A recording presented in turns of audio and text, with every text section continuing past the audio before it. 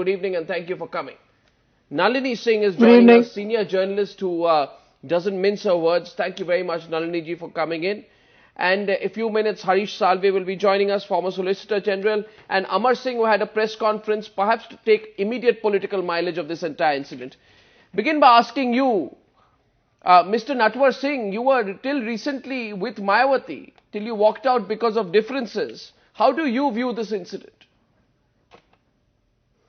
Well, you know, I have some personal experience of the functioning of this particular party. It's a one-woman show. And nobody has spoken, nobody will speak on this dastardly event that has taken place where a public servant serving the country is brutally lynched and murdered, and no words are strong enough to condemn this. The difficulty is that at the moment, the Bahujan Samaj Party resembles a third-rate political casino where the bad guys win. That's a very colourful description, but Mr. Natwar Singh, just playing devil's advocate there, when people like you also line up, with Mayawati, aren't you giving her the credibility? I mean, you have had a bad experience now, that's understood. But you gave her credibility for a long time, didn't you? And there are several other politicians in UP as well who would be with Mayawati not because of ideology or belief, but simply because they feel that she can make them win immediately. I am not fighting any election, or I am not fighting a Lok Sabha or a Vidhan Sabha election. At my age, one shouldn't. And besides, I think your program is not discuss my politics, but this particular event. Okay. I'll come back to you, Mr. Natwar Singh. Let me go to Nalini Singh at this stage. The least Mayawati could have done today, wouldn't you agree, Ms. Nalini Singh, is come out, make a statement, take a position. Why is she not doing that? I think, Arnab, she doesn't need to do that because crime is no obstacle to entering politics now. So why would she do such a thing? You know, Mr. Shekhar Tiwari, BSP MLA, who is a serial offender according to all news reports today, who is also now implicated in this murder, maybe under Section 302, maybe under 3041, whatever.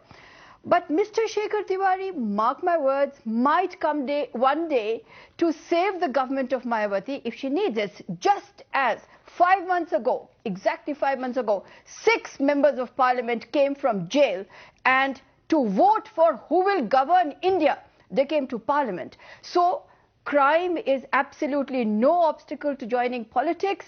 If you look at the figures of exactly this UP election, phase 1, BSP had fielded 36% of the candidates BSP fielded were criminals, had criminal record. 31% of Samajwadi Party, 29% of BJP, 25% of the Congress Party. So therefore, because it is absolute no offense, Mayawati is not expected to come today. That is. And also, when you come back to me, I must tell you. No, go ahead. It is actually culturally sanctioned. Loot is culturally sanctioned. You and I are also to blame. We are absolutely to blame because many people don't cast their vote. But that's not the point. The point you made is very important. I want to go to Natwar Singh on this because a lot of what happens is justified in the name of caste politics.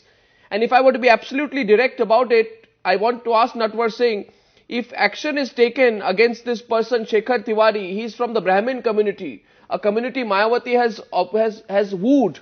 It is part of her inclusive politics. She won't act against him because she will fear a reprisal from the Brahmin community. So Shekhar Tiwari will not be seen as a pure criminal. He will be seen as a Brahmin leader who's been victimized by a Dalit chief minister. Is that the kind of language that is being used or not, Mr. Natwar Singh, or am I wrong in my assessment? No, I think it's very regrettable, the whole thing. And I think it's a reflection on our political life and on the integrity of people who rule us.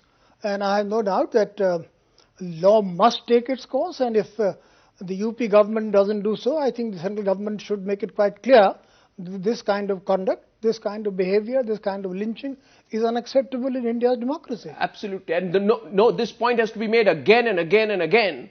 about why Indian politics has been taken over by thugs like the man on screen right now. He's nothing better than a thug. Shekhar Tiwari led a mob. He lynched a PWD engineer because he didn't pay him several lakhs of rupees in bribes, took his body, handed it over to the police and simply went underground after that. Indian politics hijacked by thugs. A figure before I go to Harish Salve on this. 1,300 criminal cases, our viewers will want to know, are pending against sitting MPs and MLAs in various courts. Harish Salve, what's going on? You missed out the ministers, Arunab. Yes, Harish? You missed out the ministers, criminal cases going on against ministers. Oh yes. So many are there. I mean, CBI is investigating 65 cases. Yeah. This is a testimony to three things. First of all, the complete apathy of the Indian voter towards the fundamental principles of democracy. We vote these thugs into office because they belong to a Brahmin caste or a non-Brahmin caste or a higher caste or a lower caste or to this religion or that religion. I mean, you have just seen in the last few days the worst kind of communal politics being played by somebody in the cabinet, and all he gets is a little rap on the knuckles and told to keep quiet. So this is, and it's our fault. We vote the Antules into office, we vote the Shankar Tiwaris into office. It is a testimony to the complete collapse of the criminal justice system. And that is why the thugs of these kind have completely lost any fear of the law. That's why he dares to do things like this. And the third thing, this is a testimony is to the degree of shamelessness to which our politicians have fallen. And we are seeing plenty of that all around. All political parties are equally guilty of this.